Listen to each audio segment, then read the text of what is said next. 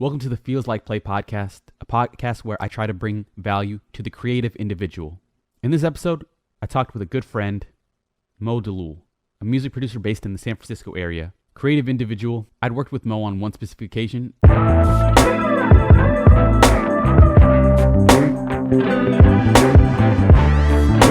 And got to know that he is a great musician, producer, an overall creative person. We talked about a lot of interesting things, including his workflow, creative process, the theme of searching for work that feels like play, different instances and examples of creativity, and also how to bring the best out of an artist. I hope you enjoy this conversation, as I definitely did. I'd just like to get into a little intro about yourself. Sure. Yeah. You want me to do it, you want to do it? So I do have a little bit. So I have that Moh, and you go by Moh Dalloul. You're a music producer based out of the Bay Area. And I just know that you're a super talented musician, producer, creative person. And I really like your workflow. I noticed that you have like a lot of things like written and planned out and that sort of thing. And I feel like I'm the same way. I sort of need to see things in front of me and I need to check boxes and that sort of thing. But yeah, anything you'd like to add to that? Well, I appreciate the intro. It's a very generous intro. I am Bay Area located. I will be moving to Los Angeles in the next like 3 months. So I will be down in SoCal where I grew up, in probably 3 months. So producer temporarily in the Bay. Yeah, just to speak on my workflow. It's funny that you mentioned that because it really is actually quite the opposite when I'm actually working. I try to plan everything out before I start working, and then once I start working, it's like, who the hell knows what's going to end up happening? That's how it almost always goes. I'll start with like a sample and a sample that either I've made or something from like say Splice. And then there's a 99% chance that sample will not end up in the final piece. So kind of like a chaos after that. And 2 hours later, it's a finished piece. So that's usually how my workflow goes. Yeah. But yeah, the intro, I appreciate it. Yeah, of course. Well, to speak on that, I like that that there's sort of one thing it seems you first focus on before the chaos ensues. You do decide. I'm assuming like, okay, I'm gonna start one beat or something like that. Just think that's kind of the way to go because the creative process often is kind of like a thing of its own. So I was curious, like, do you have like a sort of an intuitive approach to like creating something, or like, yeah, what is your some of that process look like? Yeah, man. I mean, you touched on some really interesting points. There's one in particular, which is like we have in our generation, we have the overwhelming uh, uh, number of choices at our fingertips. You can, as long as you have them, you don't even really need a MIDI keyboard. You can just use the keyboard on your computer. And you can be playing everything from a marimba to a sitar. So we have like an overwhelming number of choices, and it's you get choice fatigue. So it's really important, at least for me, I found in my own production, to kind of narrow and simplify and limit myself. So like what I like to do generally is I'll have a set of, I usually will refresh this like once a month. I'll have a set of kicks, a set of snares, a set of mallet percussion, a set of synth patches, a set of guitar tones, bass tones, and I will just literally restrict myself just to that. So I only have, maybe uh, uh, what seems overwhelming to other people. When I started, it was only like 5 choices, and I forced myself with those 5 choices. Now it's upwards of like 40 choices, and then I'll usually like have those 40 choices be shifted every month. And then it's the same thing with plugins. So like I'm a big proponent of using the color coding on, most DAWs have them. They have like color coding or certain plugins and stuff. I'm a big proponent of picking one EQ, one compressor, one limiter, one gate, one channel emulation, one multi-band compressor, and just going down the list and picking one of everything that is unique from the other thing, and learning those back to front before you decide, oh, well, I heard that an LA2A sounds great on vocals, or, an 1176 sounds great on bass. Like, so then you have like a choice of like 7 compressors and you're overwhelmed, and then you have to read manuals, and it's a excuse my French, it's a clusterfuck. Like, you can't really decide what you Yeah. want to do. But and even getting started is difficult because you have too many choices. But when you limit yourself, um, it allows you to not only be creative, but some of the most creative things that have happened in music in the past like 20, 30 years have been people using the MPC and using samplers, and sampling old soul records, and using the filter and drive settings on those MPCs to completely transform a sample and pitch. Yeah.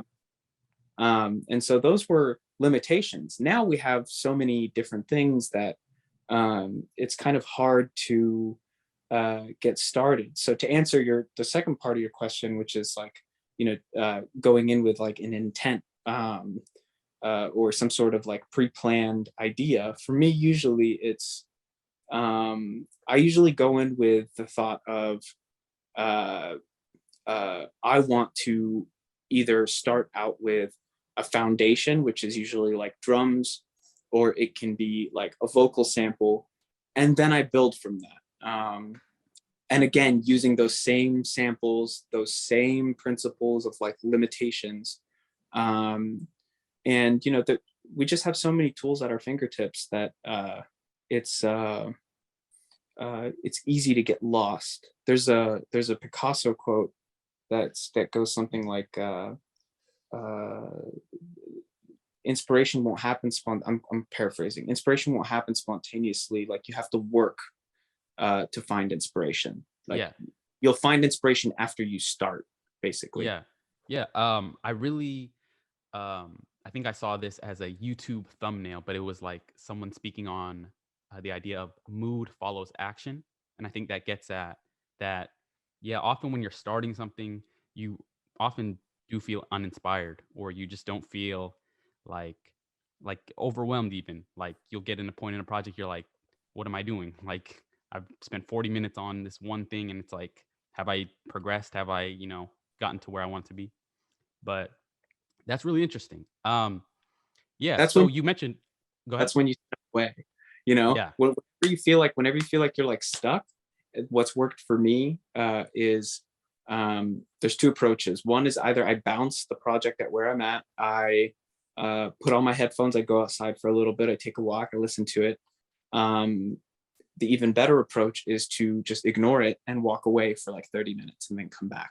Hmm. Um, there's also a third approach, which I learned from a producer that I admire. He's younger too. I think he's around my age. Kayleen Ellis, on Instagram. He Hmm. said something like, "You turn down your monitors so that they're like barely audible, so it's kind of in the background with whatever loop you got going, and you just listen to it as a casual listener, as if you're not working on music, and you just walk away, like in your room or wherever, in your studio, and you just kind of have it in the background. You'll know what you're missing. You know what I mean? Or you'll know what things you have maybe like that are too loud, or certain things that you could maybe like emphasize a little bit more just from listening to it as a casual listener. Like, changes your perspective a little bit." Yeah. Yeah. Yeah. And I think that, what gets you to that point is time, because as we're creating, I feel we're too in the details, we're too in the mud, which brings up something pretty interesting. Do you sort of maybe schedule your time around the way you're thinking in the moment? Like, maybe in the mornings you feel more able to make free associations, and so you're maybe more in a creative mode, and then maybe at night, you're in more technical or analytical mode, and that's when you focus on the details of the song, maybe that sort of thing? That's a great question. I think it changes. It changes day by day, like, by my mood, or whether I'm feeling like, you know, really good, or if I'm feeling kind of like a little bit down. For me, what I've found to be uh, really fruitful is getting out of my own way, allowing myself to like say right now is not the time that I should be working on this, or I think I can push it, like creativity is one of those things that I think it's like, I'm of the mind, and there's definitely different opinions on this, but I'm of the mind that like creativity is one of those things that kind of like will sort of take over, for a lack of a better term. Like you won't even realize the time going by. Some people call that like The flow uh, state? yeah, flow state. I actually think it's more like being possessed Okay. by spirits or whatever. Like Hmm. it feels like that, at least, because you wake up from that, quote unquote flow state like 2 hours later with a completed track, and you don't really even know how the hell you got there. Hmm. And often in those moments when you wake up, quote unquote wake up from that moment, you realize like the beauty of the thing that you've created. And that happens over time, but it's, for me, that really started first when I started playing guitar, and I would play on stage and perform with my bands.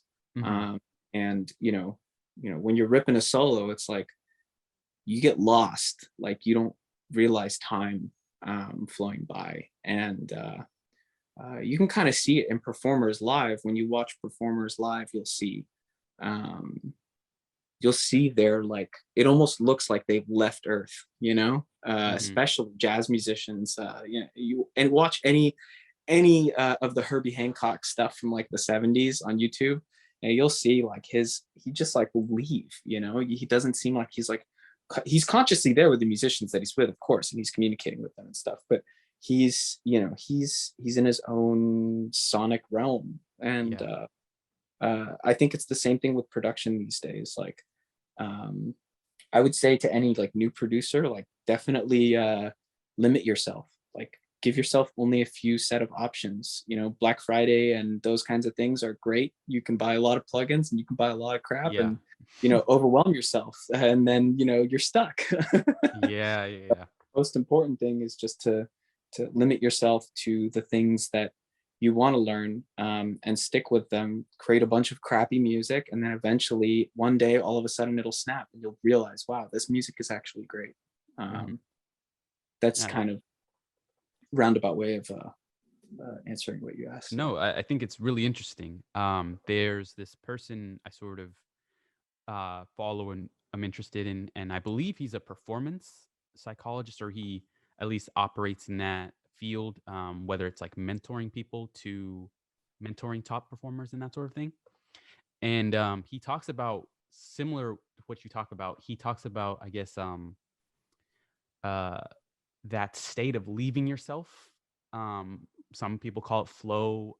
Other people's He refers to it as the state of no mind. It's where you're free flowing, and I guess that's where the idea of the no mind comes in. You're not, I guess, actively worrying anything like that. And he describes performance as sort of something that it emerges out of us, like you said.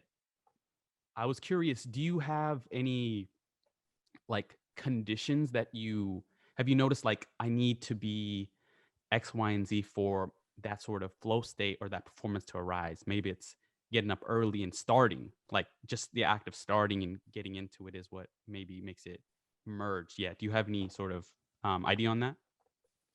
Yeah, kind of. So basically, for me, it's coffee and making sure that I like eat enough before I start, because I never know when I'm gonna end. Okay.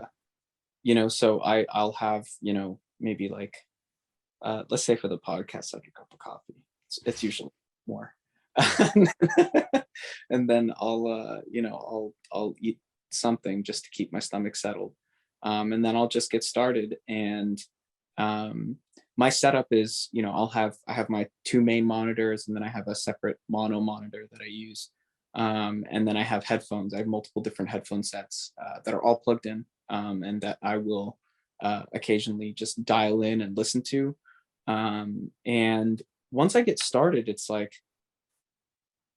I'll know from like the minute I hit the keys or the minute I play a chord on guitar whether or not it's going to be a struggle. Okay. And if I find that it's going to be a struggle, I push through and I try to put in at least 2 hours. I Okay. give each beat maybe like 20 minutes. So I will do something for 20 minutes. If I don't like it, I trash it. I don't save it, I'll trash it. If I find that I'm feeling a little bit inspired or feeling a little bit, uh, what's the word? Like confident in what I'm working on, I will push further. If I find myself getting stuck in something that is like manual based, or like I have to like reference the manual in whatever new software or new hardware that I'm trying to implement, I usually will skip over that part and use that for like my reading, like nightly reading. Okay.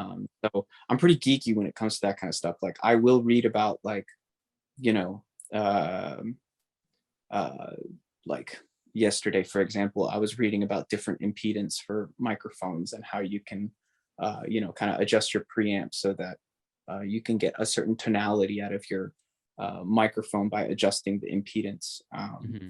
That kind of stuff I read because it's like just informative enough that I will retain and I will use the following day, but it's also just boring enough that it puts me to sleep. So Ah, it's yeah. perfect balance. Yeah. Yeah. That I don't want to do that when I'm working though, because when I'm working, it's like you want to keep going. You just as creativity is all encompassing and all it just like takes over.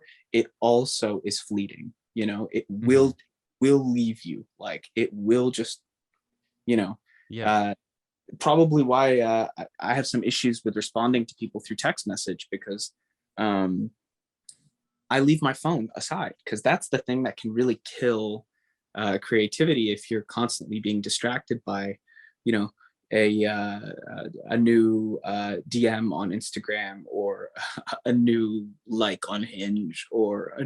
new something like that. Like you can Yeah. easily get distracted, and those are the things that will kill your creativity. So I do set a time. I do set aside an amount of time when I start, but that time is not predetermined. Like I don't say to myself, okay, today I'm going to set aside 2 to 6 p.m. for music. It's like, okay, do I have any things that I'm working on, or do I have anything scheduled for today, like a dentist appointment, for example, or a podcast, or do I have a client coming over to work on music with me?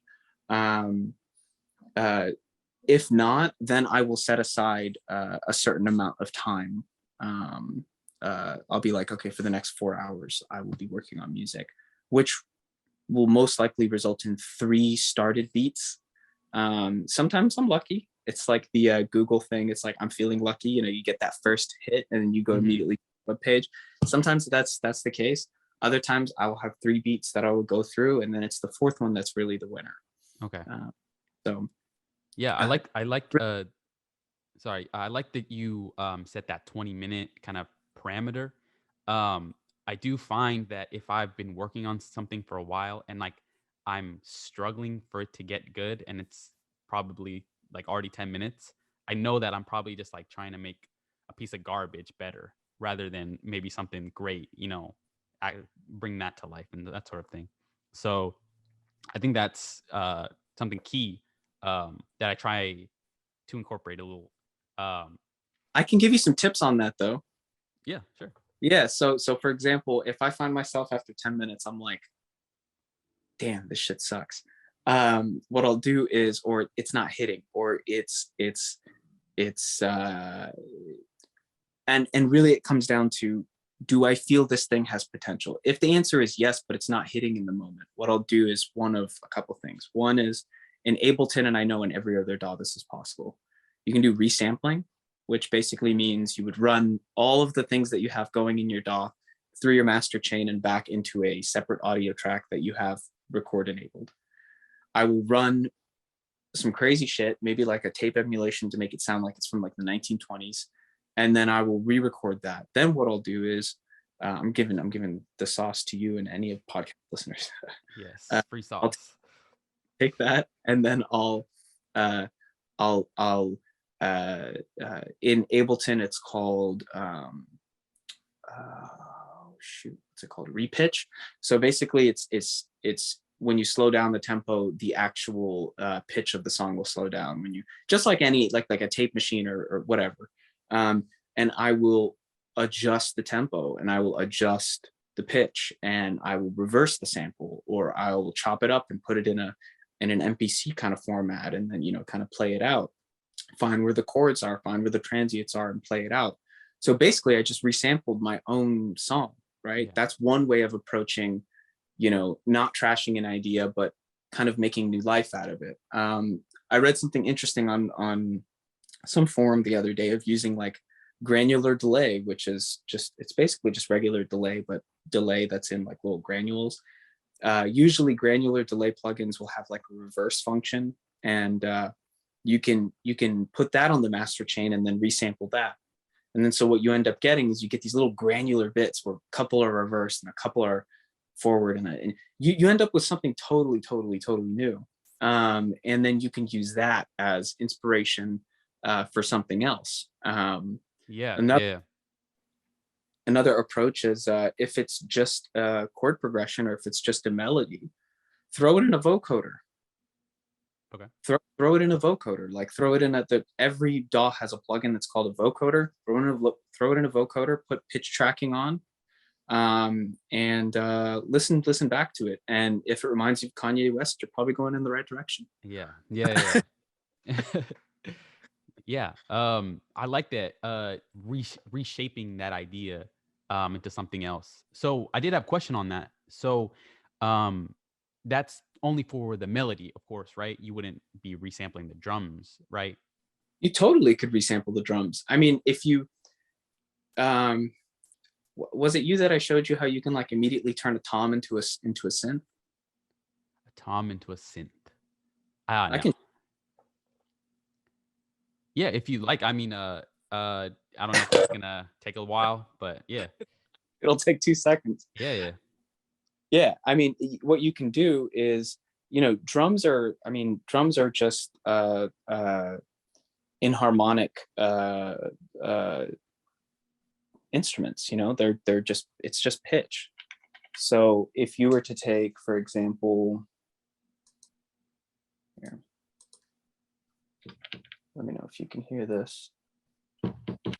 Right, that's a kick drum. Yeah. Okay. So here, let me flip my camera so you can actually see what the hell I'm doing. You take a kick drum, all you do is you just loop it. Now I have it looped. It would actually loop. There we go.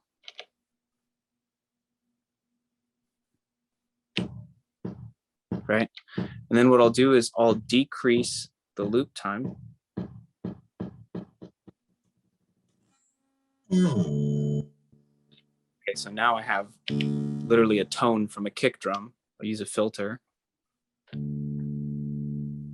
add a little envelope to it, add a little keyboard. Wow.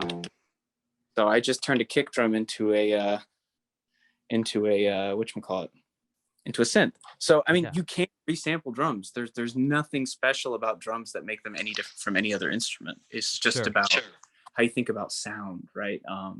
Is this going to be something that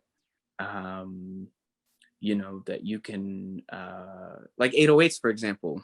The initial 808 kick drum is literally just a synthesized sound. It's an oscillator, and you know, when you repeat that and then you do what I just did, you create the 808 that you hear in trap music. So you know, drums are are no different than a guitar, or no different than a bass to me. They're no different than any other sound. It's just about how you get creative with something. Of So course. when Yeah. I say limit myself to 8 samples, like I could limit myself just to that kick drum and probably be able to create something out of it, you know. Of course. Limitation, good man. They make you push your boundaries, right? You would have never guessed that that kick drum would be a dope ass, you know, synth, right? Yeah, So yeah, yeah. You could have played that synth sound to me, and you would have just if you were just told me like, oh yeah, this is like a preset sound, like I would have been like, oh yeah, like yeah, that's a yeah, move. Or yeah, yeah, yeah, yeah. yeah. No, that's yeah, no, that's really cool. The way I was thinking of it, I was thinking like you had like maybe like a 4 bar pattern of drums, like some kick, a clap and something, and then you would resample that. But nah, you described it like the way you did it was like, yeah, there's so much to explore right there. Like even with just with one instrument, whatever you guys have, whatever you have like on the table. Here's a fun experiment for your listeners. If you take a 4 bar loop of drums, use a EQ to cut out all the high end, resample it, and then pitch it down like 5 semitones. Okay. What you end up getting is something that sounds like 12 a.m. in Atlanta by Benny the Butcher. It's like that Okay. low kick, that low snare, that hip hop shit, you know, that really like grimy, nasty, like delicious hip hop stuff. Hmm. Uh, and that's all they did was take a regular drum set, resample it, and then pitch it down. So just be creative with it, you know, be creative Yeah. with it. Yeah. That's perfect right there. So I wanted to ask you. So I'm believe I'm going to name this podcast the Feels Like Play podcast. And so, where like the origin of that, where the inspiration for that comes from, is that I believe the best work feels like play. And there's a quote that I really like that goes along with this, and the quote is the master of the art of living makes no distinction between his labor and his leisure. And it's just something that I think about as I'm exploring new things, whether it be in music, whether it be in other things I'm interested in. I'm always searching for play. So, yeah, I just wanted to ask you: do you find that within music? Do you find that within more than music? And just like first thoughts about that thing. Yeah.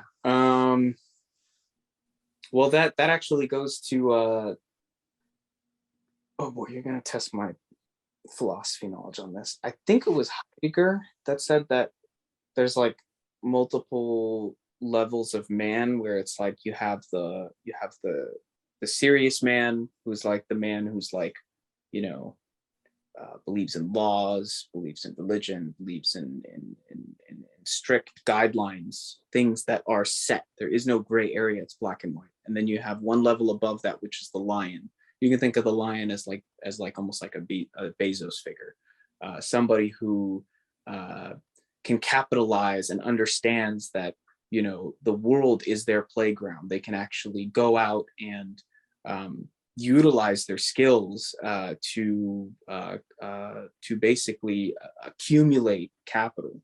And then there's the final stage of enlightenment, which is the kid. And the kid is the person who, there's no question about whether or not they will fail or succeed. It's all a game. Like you don't, when you were a kid, you don't go out to the sandbox and, you know, think to yourself like, oh, well, what am I going to do? Like, am I going to build a castle? Is the castle going to like fall apart? But as adults, we always do that. It's silly.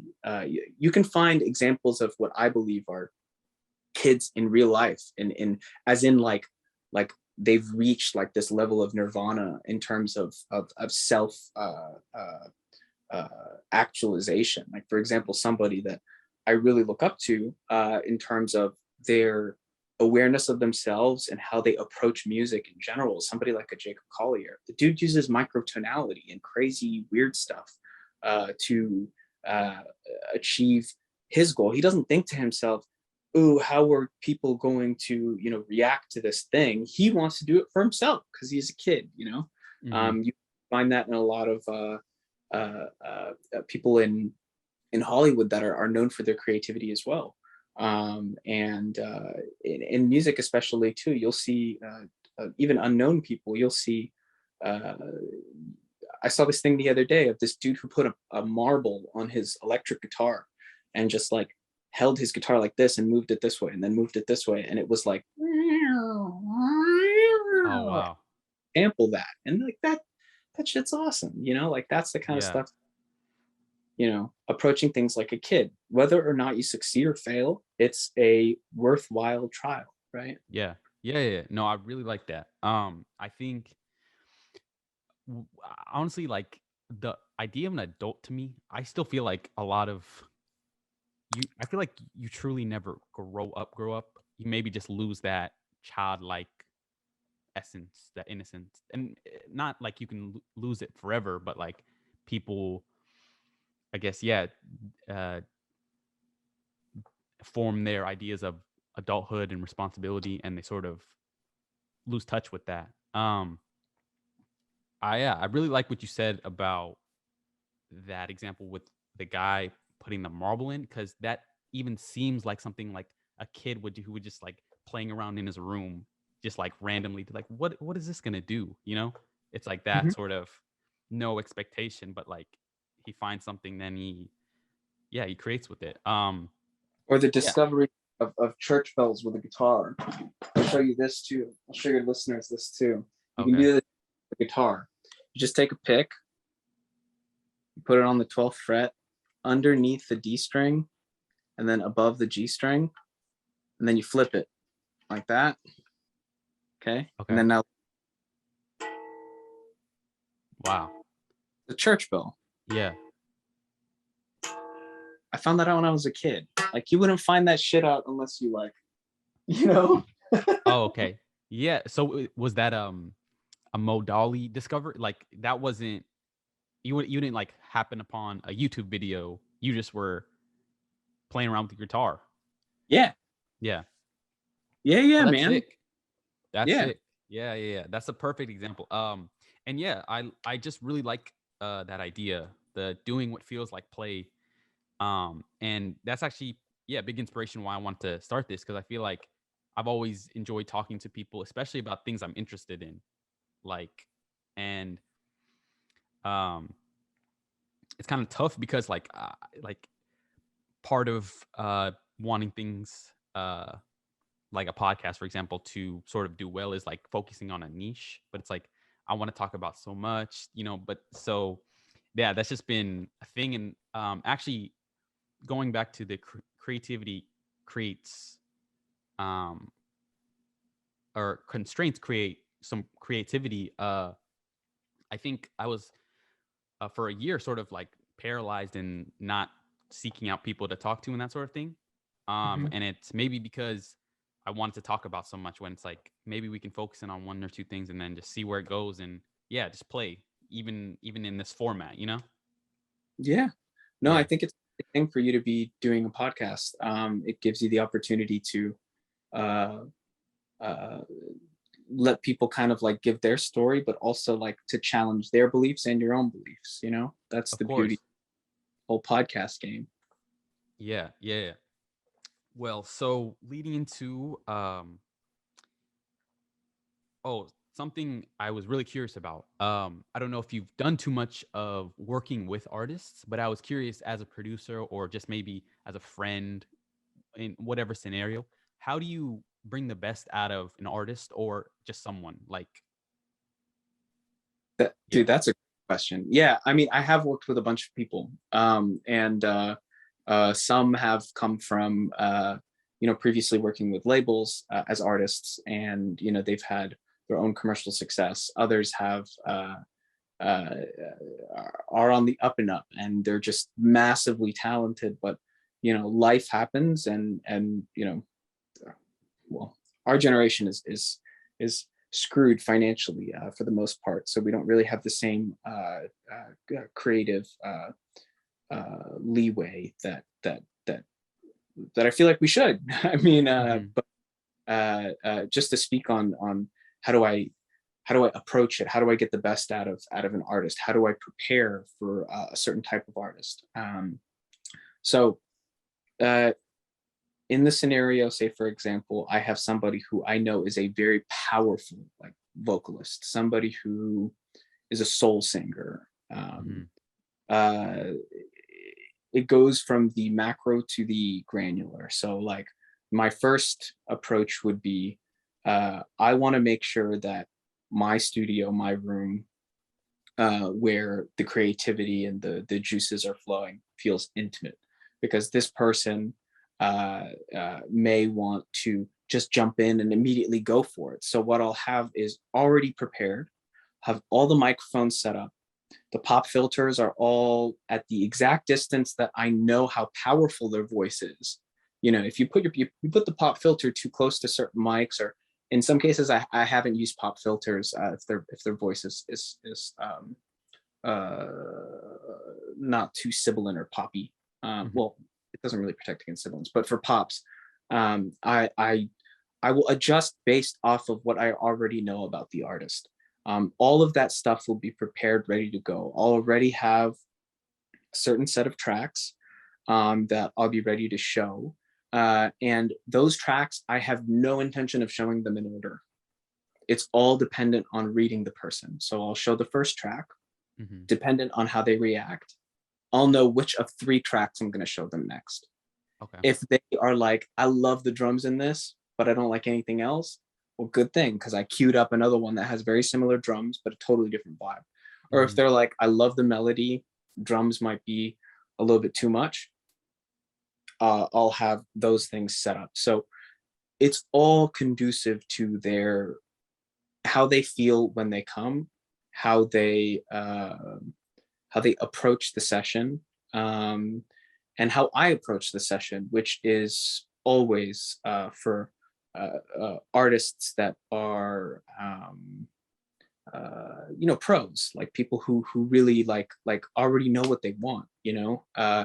You want to make sure that you are not hindering anything. If anything, what you are doing is you are boosting their confidence, you're boosting their if you have any criticisms, for example, after, say, for example, a first take, Mhm. maybe they were moving their head too much, or maybe they were their pronunciations or how they actually articulated certain words was off. Or I've had I've had a couple scenarios where people will kick the mic stand accidentally because they're really feeling it. You get this big ass boom, and usually what I'll do is in between the compliments, just drop in a little bit of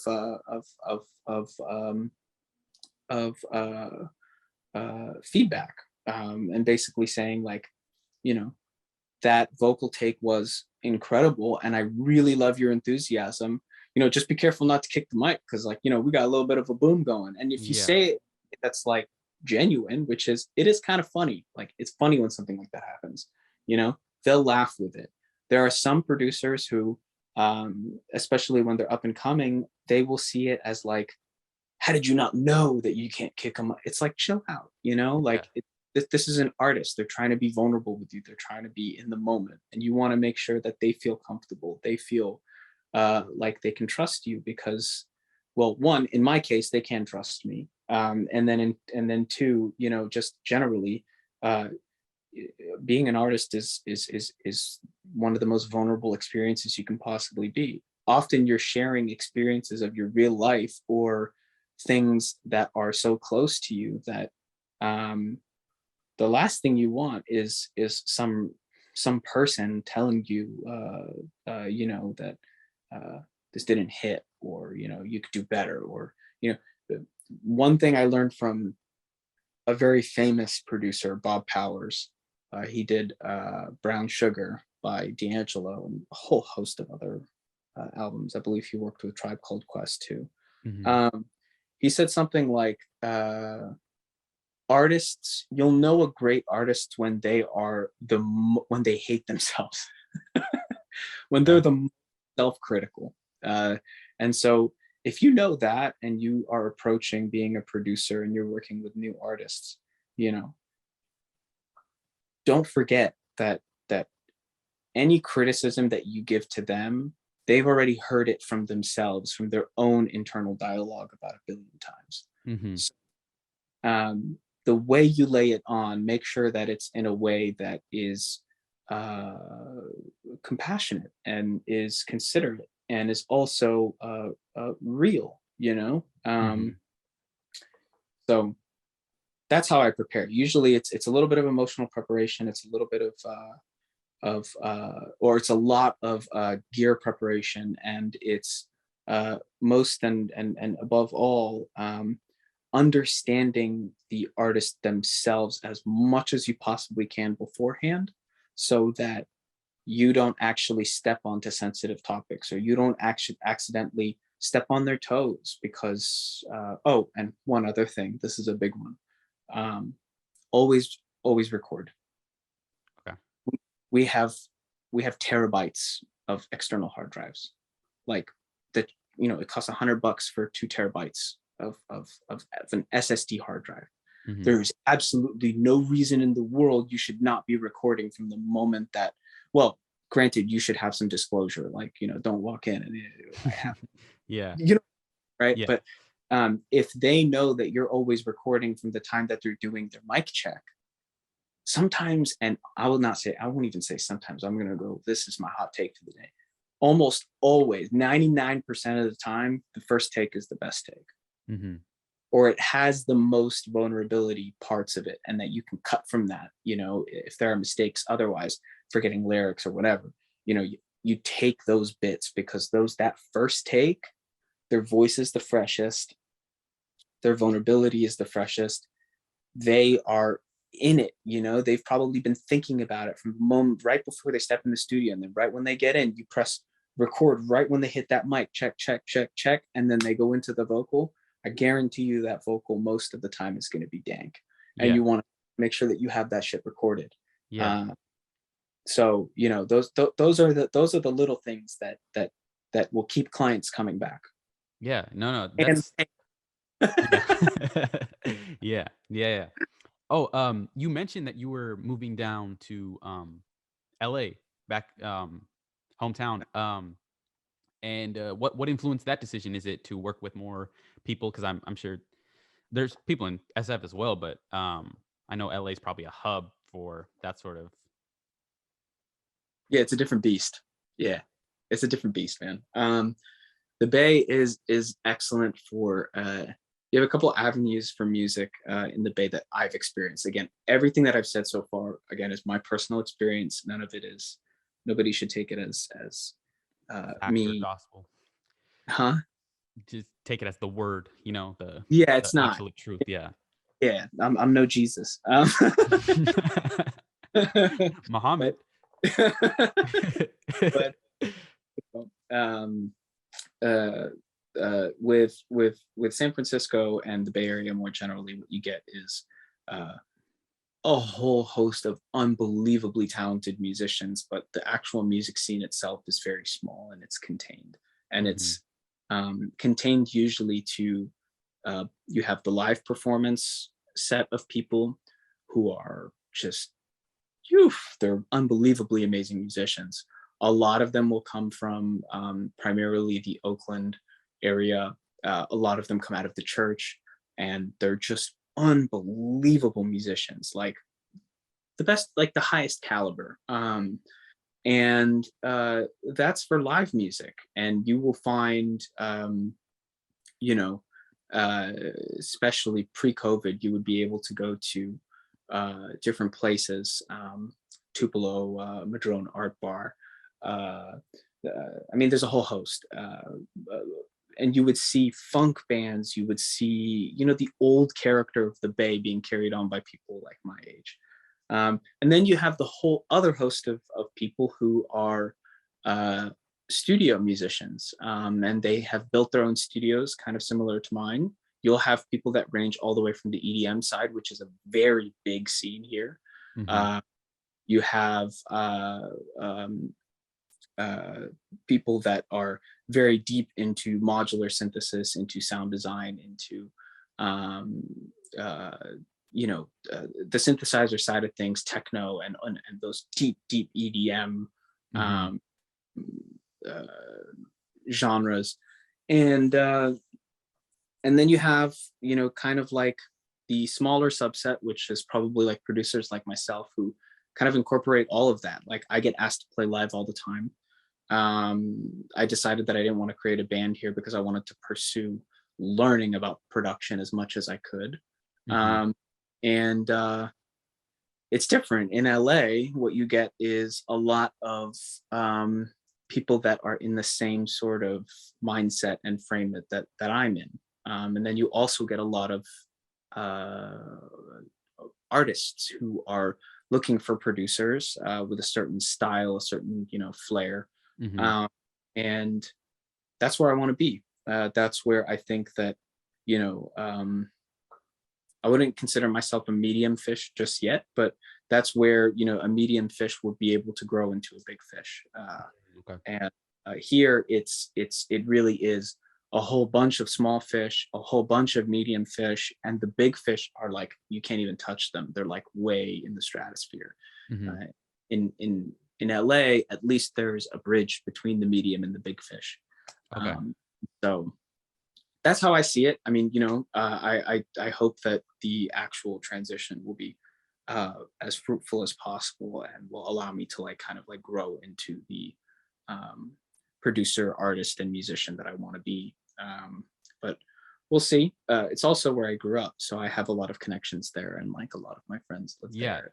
Yeah, You know, that's gonna be really nice. I'm personally back home in NorCal right now, and like just seeing your old friends, and uh, there's a nostalgia and there's something really awesome about it. yeah. And yeah, man, that's awesome. I can definitely I definitely know how LA is just a hub for people of any sort, musicians, producers, content creators.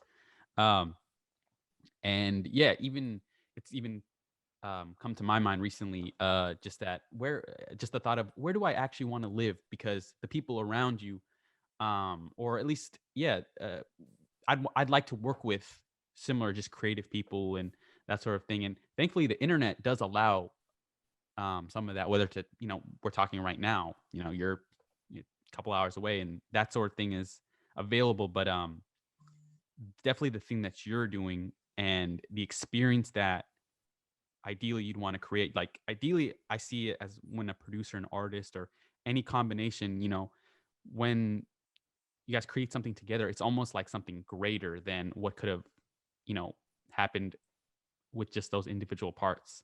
And yeah, I definitely know that the best music is going to be produced like with people in the room and that sort of thing. And yeah, it's well, just glad to see it. Like I wish you all the best. Thanks, man. Yeah, I mean, Yeah. it's magic.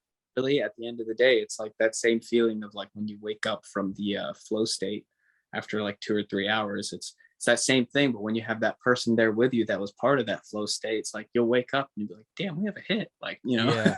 Yeah, yeah. Be like, oh, so it's been 4 hours. Like what? Yeah. yeah. Or I mean, there have been times where, dude, I kid you not, it's dark to dark, like literally like 9, 10 hours of just not even realizing it, and then your stomach is growling so heavy that you're like, oh shit, I guess I really have been working that long. Yeah. Yeah. Um, and it's awesome that I feel like that um sort of says something about like the work that you're doing, like to go that long without eating or whatever, like that you have to be, passionate about whatever you're creating, or even the craft itself. Yeah, I wanted to ask you, I was curious, how do you maintain authenticity in like creating? That's just I guess something I've been really interested in, being authentic. I feel like it's a bit of a paradox because they say to know yourself, but I feel like, or I know that we're constantly changing. We're changing organisms and systems. I was just curious, how do you stay authentic? And I guess like, how do you also maybe keep in mind where you want to go personally? Like, I feel like, yeah, it's a combination of no, I guess knowing yourself and knowing where you want to go. But yeah, how do you stay authentic when, at least for me, I see that as a bit of a paradox as well, you know? Yeah, it's really hard. I don't think I have all the answers, but for me, I know that um, uh, I try to make music for myself as much as possible. Like that's the goal. If I can get myself to smile, then or like get goosebumps, then I'm on the right track. I've tried doing it the other way, where like I'll make music for what I believe people will like, and I've found 9 out of 10 times that it doesn't even hit people the way. But people will see your authenticity probably a lot quicker than you will see your own authenticity. Mhm. So it's one of those things where you just, and by you I mean like I'm saying this to myself. It's like you have to like be able to uh, uh, work with the intention of pleasing your own idea of where this thing can go. So for me, I don't always have an end goal in mind. And when I say end goal, I'm not even talking about full tracks. I'm talking about this one guitar chord that I know I'm going to run through this complex routing. Like I have the idea in mind. I want it to sound like, you can actually hear this on my Instagram with one of the most recent tracks I released. Like you'll hear like the the sound here, like physically right next to your ears. And I knew that at one point I wanted to be able to hear that same exact sound, but like over here, where it feels like it's 10 feet in front of you. Okay. Now, how do I achieve that? I don't know, like trial and error. You try as hard as you can. That's the end goal. And, by whatever means necessary, I'm going to get that end goal. I've seen people take their microphones and put it 10 feet away from their own monitors just to get that sound. Like literally, they'll re-record the sound from their monitors with a microphone 10 feet away Yeah. to, but it feels like 10 feet away, right? That's authenticity to me, where you are literally doing anything in your power to attain the goal that you have in your mind. um, and whether or not you've actually achieved it, then you're being authentic to your initial goal, you're being authentic to your true self, and you're being authentic to your style. Yeah. um, there's this whole like argument within like, not argument, but there's this whole like narrative within when you're coming up as a musician in the amateur world, um, of finding your sound. um, I think that that's like one of the stupidest and most like useless conversations of all time, because your sound is what you are right now. Yeah. Okay. Your sound is evolving. It always will evolve. Your sound will change. A perfect example of this is like Tyler the Creator. How do you define his sound? You define his sound by his most recent album. You don't define his sound by what was released 10 years ago, Yeah. although it's also still his sound. Hmm. So it's like to think about it from the perspective of like, I'm going to release when I find my sound is a silly conceptual idea. You are your sound. You're walking in your sound. You're talking in your sound. You're the minute you open up whatever DAW you use and the first chord you play, that's your sound. Yeah. Even if you learned it from gospel piano instructors on YouTube, Yeah. like Yeah. it's your sound. You're playing it your way. And the more you refine what you like and what you're looking for, the more it becomes authentically you. And so chasing authenticity is in my opinion is a difficult thing, if not impossible thing to do. Hmm. But uh, um, allowing yourself, getting out of your own way and allowing yourself to kind of experience uh, uh, uh, your progress is the best way to be authentic. Okay. Yeah, I really like that. Especially the part where you said you are your sound. That makes a lot of sense because it's like Yeah. there's not too much that's going to change in a week from now, I guess. Maybe you could, I don't know, develop some new understanding or whatever, but like what you're creating right now, or, what you've done so far, that is your sound. That makes a lot of sense.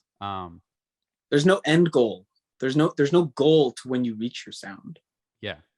You're there the whole time, but when you finally reach what there is a point, I will admit there is a point where like your sound really does diverge, like we're like very obvious. Oh, like for example, I can hear just two guitar notes, and I'll know that it's BB King, or I'll know that it's Jimi Hendrix.